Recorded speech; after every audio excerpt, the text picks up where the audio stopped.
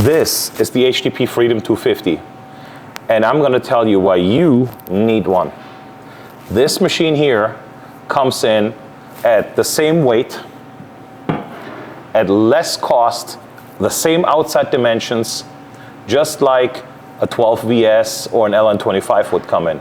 This plugs right into your engine drive, and it's only one cord for the power, not two big 2-aught cables to run anything. And this can so much more. If you ever thought about getting a spool gun, hold that thought for a second. Watch what this can do for you. Welding aluminum out of the suitcase from 8-inch rolls or 12-inch rolls. Right there. And it will do so much better and be so much less frustrating than operating a spool gun. So stay tuned. I'll show you how it's done. We are using 55-54 wire. Here's our material thickness. Down there is material thickness in decimals. Wide open, the machine is a smidge hot for cold, for a small coupon like this. So we're dialing it back just a little bit. 575 inches a minute. And now we're gonna see how this works vertical up.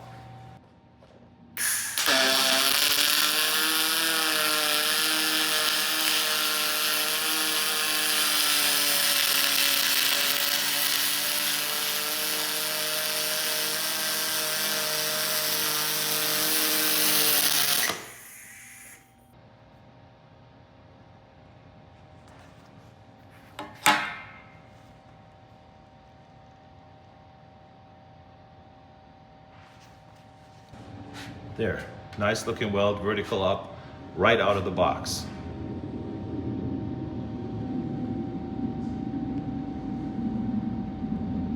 We have material 100 thousandths thick. When you look here, 12 gauge, 100 thousandths thick. Those are our parameters for this. And now we're gonna try to weld this. This is real challenging with a spool gun. This is borderline of what you can do if the fit up is perfect. If there's a gap, you won't be able to do it with a spool gun.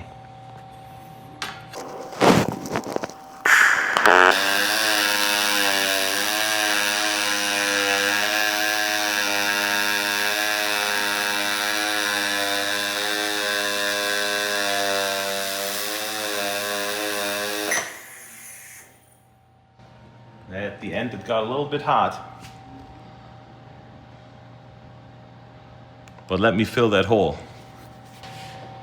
We're gonna dial our settings down a little bit, about 250 inches a minute. And now we're gonna fill that hole.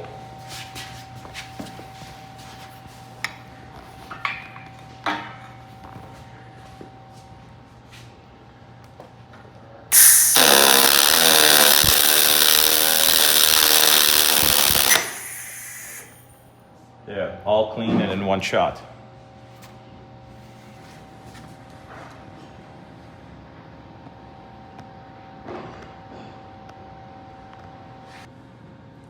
So right here, you see every spool gunner's nightmare. 100 thousandths thickness, just shy of 1/8 inch to 1/4 inch. It's touching on the top, and there's about a 1/2 inch wide gap on the bottom. How are you gonna weld this? Vertical up, out of position.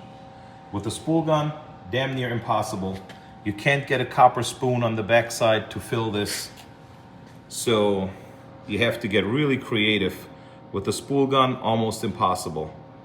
Let's weld it.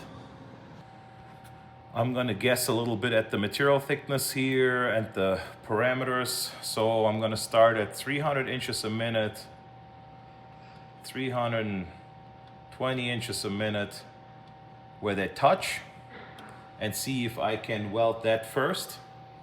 And then I'm gonna dial it way down, build my way up from the bottom, all without remote control. So the plan is to weld like the top, maybe 1/2 inch first. See how that works. We're gonna leave the gap on the bottom.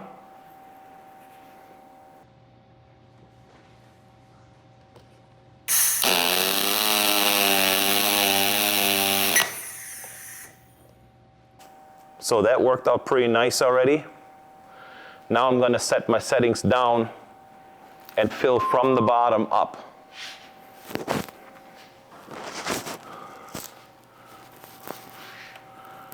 I'm going to start at 275 inches per minute.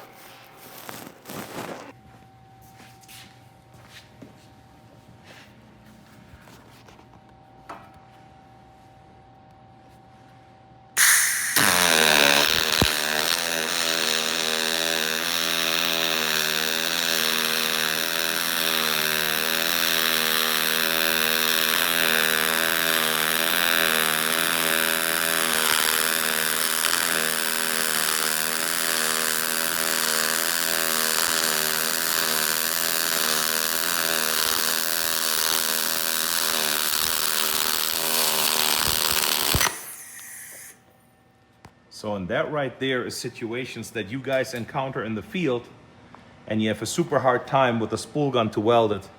And with this machine, it's just an absolute breeze to do that. I mean, everybody can weld perfectly clean material with no gap on the bench, but to weld these gaps on dissimilar material thickness, and we're gonna show you all the way around what this joint looks like. So here on the back side, you see penetration on the small piece, but not really any ridiculous over penetration. When you look in here, you see it's fused all the way.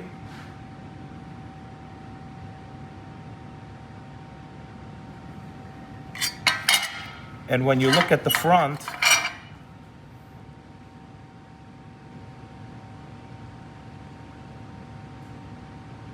it's just nice. All the toes are wetted in nice, nothing looks cold.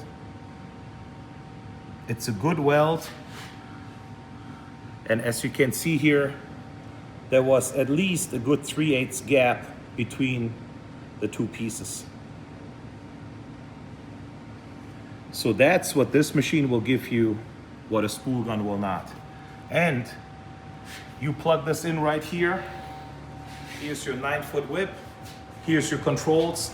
No need to walk back to the truck 100 feet, set your voltage, set your wire speed on the spool gun, then make an adjustment 1/2 volt up or down, climb back off the trailer, run back to the machine, to the engine drive, tweak it another 1/2 volt.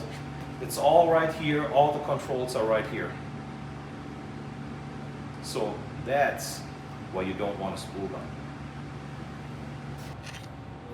So first, we're gonna use these two pieces of angle to build like a rectangular piece of tubing. This is maybe 100,000 thick. So I'm gonna try to do a weld on the outside here, on the outside there. And then once I have this tubing, I'm gonna be welding this to this 1/4 inch plate. One side perfectly flush, the other side with a big gap.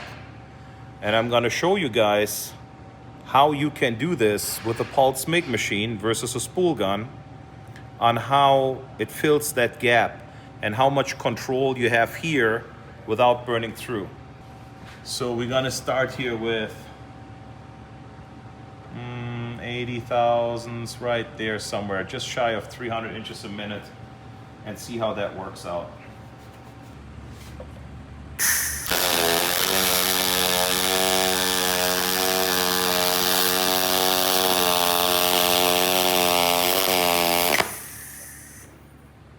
So that worked out pretty good already. Nice weld on the outside.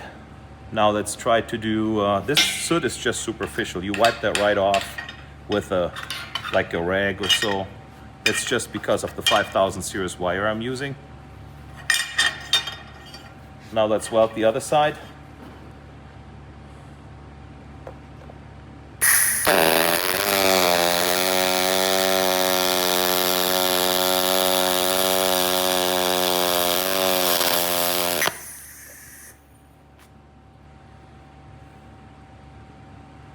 So same thing here, soot wipes right off.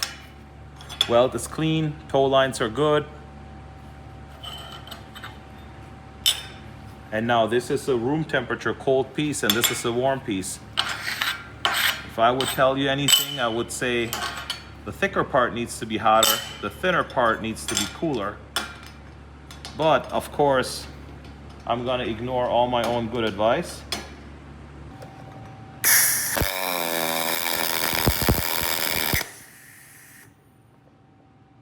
And you hear it doesn't like it at all. So I'm gonna dial this up here a little bit. 425 inches a minute. And I'm gonna go and make a built-up weld on the 1/4-inch piece. That also will do two things. It will preheat my bottom piece, and it will close up that gap a little bit.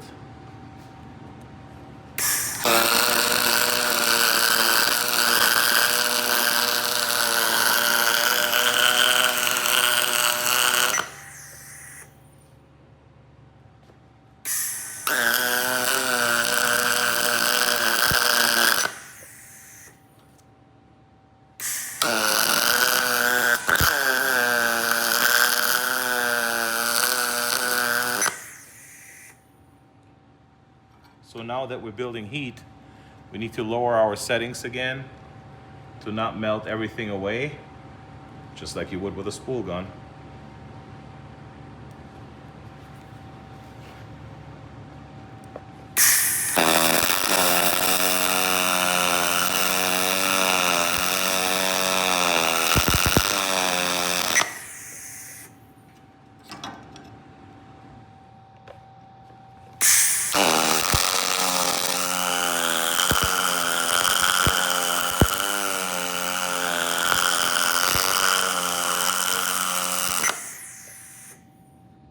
Let this cool for a second.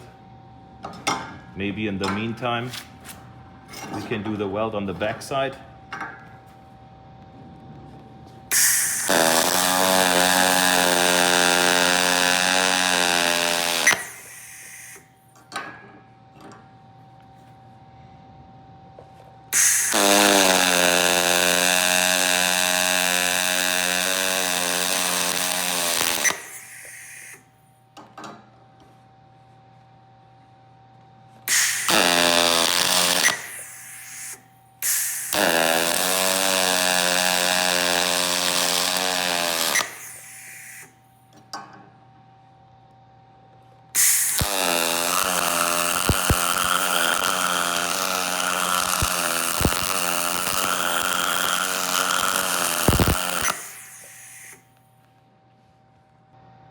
And now it's just a waiting game. I don't want to dunk it in hot water. If this was somewhere on a trailer, you couldn't flip the trailer or dunk it in hot water. You would just have to wait till it cools down to a reasonable temperature. You can't lay it down and fill it like this. You just have to wait till it's cool enough, and then put another bead or two on the top and another one on the bottom to tie it all in. I guess the bottom one we could do right now.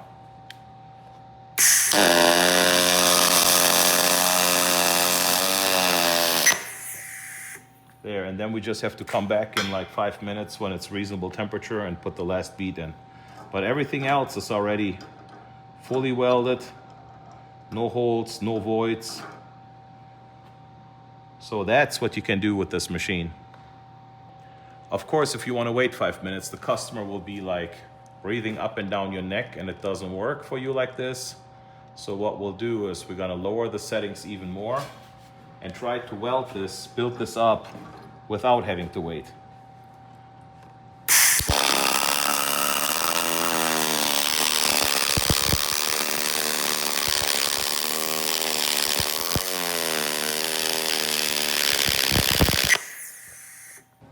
And here's the result, absolutely beautiful. No waiting, no water, no nothing.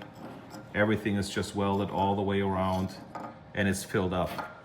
People will say, yeah, but you welded 1/4-inch plate with a setting for like 18 gauge at 50 amps. Yes, because aluminum is a very heat-driven process. The hotter the part is, the more you have to lower your settings. These settings can only be accurate for a piece of a certain size and a certain temperature. Once you get out of that envelope, you're kind of on your own figuring out what you need to do and how hot or how cold you need to run. You need to read the puddle, and you are in charge of this control panel. It's not in charge of you. All right, now you know why you need this instead of a spool gun.